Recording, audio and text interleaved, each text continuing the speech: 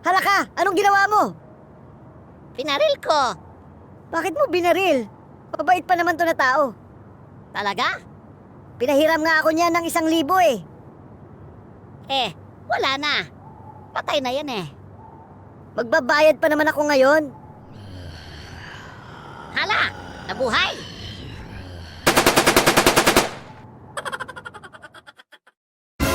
Anong nararamdaman mo? Dok, pakiramdam ko isa akong lamok. Ganun ba? Bakit mo nasabing isa kang lamok? Palagay ko gusto kong sumipsip ng dugo. At kung mapapansin nyo, numinipis yung boses ko katunog ng mga lamok. May gagawin lang akong mga test. Titingnan natin kung totoong nagiging lamok ka na.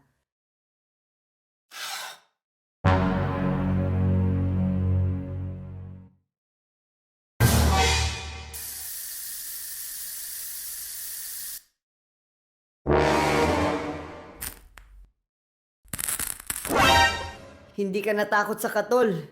Hindi ka namatay sa insect spray. Hindi ka rin nakuryente. Good news, hindi ka lamok.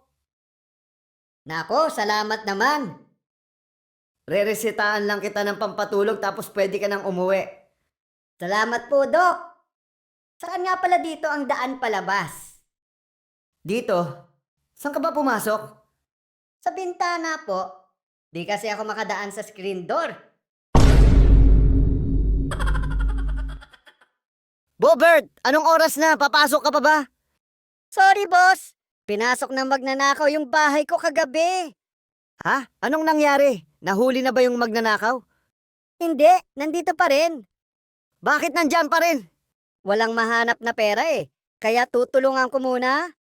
Ano? Wala rin kasi akong pera eh. Babe, may problema ako sa work. Babe, nakalimutan mong mag-asawa tayo. Kung anong problema mo, problema nating mag-asawa. Kaya walang ako o ikaw sa relationship natin. Meron lang tayo. Ano bang problema? Yung office mate ko kasi, nabuntis. Tayo yung ama.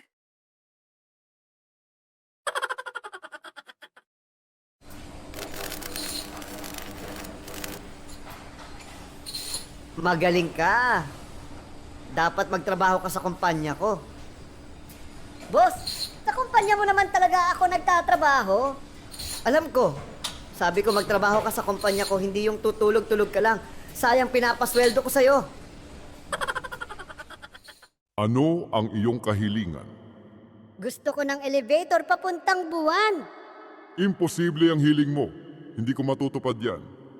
Humiling ka na lang ng iba. Sana lahat ng politiko hindi korap.